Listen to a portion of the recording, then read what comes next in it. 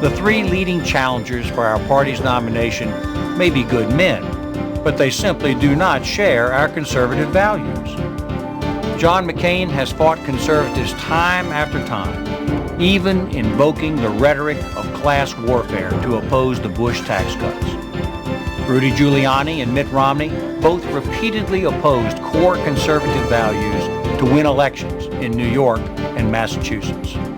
And joining us now, the Republican candidate making that charge. He served as governor of Virginia, chairman of the Republican National Committee, and chairman of the Republican Governors Association, Jim Gilmore. Welcome to This Week. Thank you, George. So you call those three candidates, the three frontrunners, Rudy McRomney. Yeah. And your point is that none of them are consistent conservatives. You're the only consistent conservative in the race. But if that's true, why are these three candidates the frontrunners right now? Are Republican primary voters being duped? Well, they started awfully early, George. Some of them have been running for a long, long time. John McCain has been running probably for 10 years. He ran previously. The race has gotten itself down now, George, into a case where it's really just about raising money, and it's about the people who have put together big financial pyramid structures all across the country at a very early moment, as opposed to talking about issues and philosophy. The letter that I'm writing to conservative leaders, I'm going to start tomorrow, just warns them that we're in a very peculiar situation with all this primary move up that we're seeing right now. It may be very well the case that we're just not going to have a conservative candidate in this race unless we rally behind one candidate. And of course, you want that candidate I would to like be to be you. that. I know would like you want to be that candidate. But the question is, how do you get there? You talk about raising money. You raised only about $200,000 in the first quarter. Recent polls all show the same thing. National, Iowa, New Hampshire, South Carolina.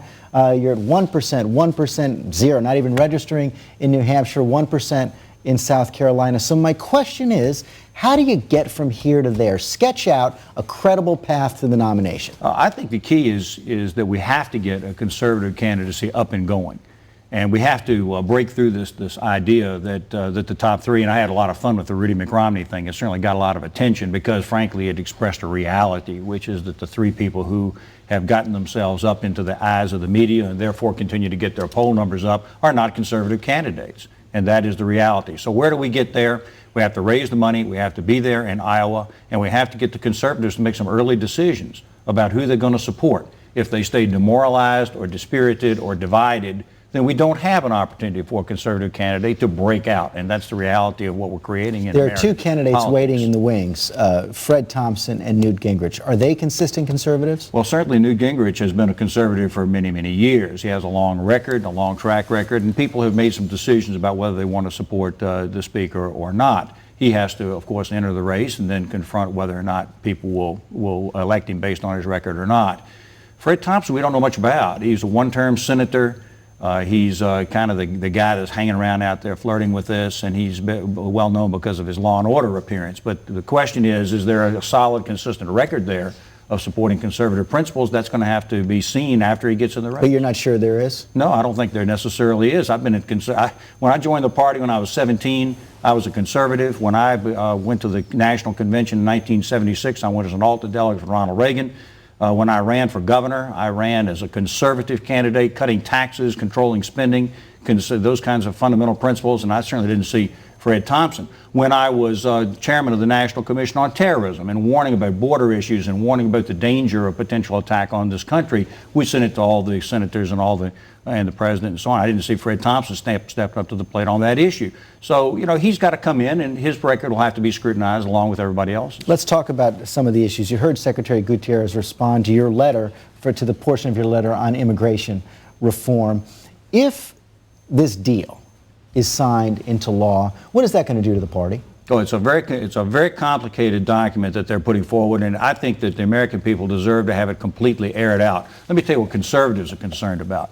Conservatives are concerned that all the discussion, including on this show, it was more of a technical insider type of fix on the situation and not a real discussion of principle. And the real principle here is that we can't have a sovereign state that doesn't control its own borders.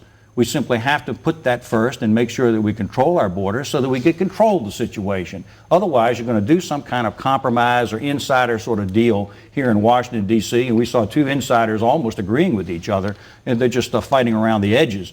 The truth is the American people are concerned about national security at the border.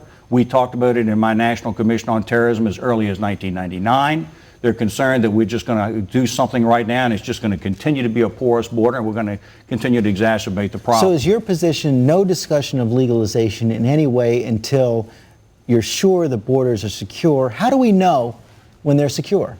Well, you know, I was an intelligence agent trained at Fort Huachuca, Arizona, and that was down right on that border, so I know how rough that terrain is. But I'm satisfied, based upon the work that I've done in this field for years and years, you can do a virtual border. You can put personnel, you can put technology in place, fences as necessary, although I'm not in favor of a Berlin Wall across the southern border. But I do believe that you can use that as a tool in some places, and you can secure this border, and you can do that. But the concern I've got is not that you just take the people who are already here once you've dealt with the border issue and just simply bus everybody back to their home countries. You might be in a position to use some type of program here where they can be here registered and we know where they are and where they're working and what they're doing. But you should not have a path to citizenship.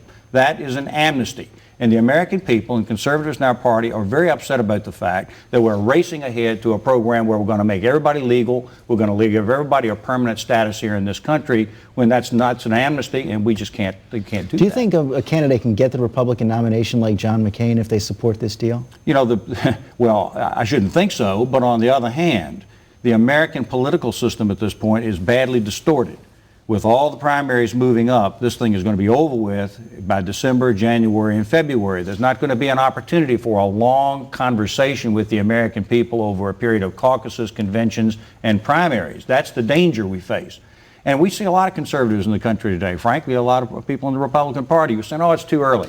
We can't think about this. It's too early. You're still a year out. We're not a year out, George, because we've distorted and changed the American political process to emphasize money. Sounds like your message is wake up, conservatives. It is that. I want to move on to one final topic, the issue of Iraq. Yesterday in the New York Times, there was a headline that said the White House is said to debate 08 troop cuts by 50%, focus on training Iraqis. It looks like, at least in concept, the White House is beginning to discuss a plan B. And my question is, do you believe that's the direction the U.S. policy should take right now? And what would your criteria be for withdrawal if you were president? You know, George, I've thought about this a great deal, and particularly now that I've become a candidate and I've had to look at this and the frustrations I've felt over this. You have to really ask yourself this question: what is in the best interest of the people of the United States at this point in time? The Democrats are not right about this. For them to suggest that we just simply pull out and withdraw, I think creates an opportunity for great chaos, and the very same people who have asked us to get out will be demanding we go back. The White House is discussing it as well, apparently. We saw that in the Balkans, as a matter of fact, exactly that kind of experience. Here's what I think. I think that we've got to continue to try to add some sense of civil order into that community and try to create a situation that will not explode as we begin to withdraw from Iraq as time goes on. But George, I think that it's part of a much bigger picture here. And a lot of the problems aren't even connected. The issue of Iran with their nuclear program, the issue of Palestinians and Israelis, the issue of Sunnis and Shiites, the problem of Pakistan wanting to have strategic depth into Afghanistan. There are serious and controversial problems, and I'm concerned. I'm concerned that we've spent a great deal of time ever since the fall of the Berlin Wall not paying attention to this rising anger that we're seeing across the world. And I think American foreign policy has to be sophisticated, complicated, and in the interest of the people of the United States. But no pullout. Not at this time. No. Governor Gilmore, thank you very much. Great. Thank you.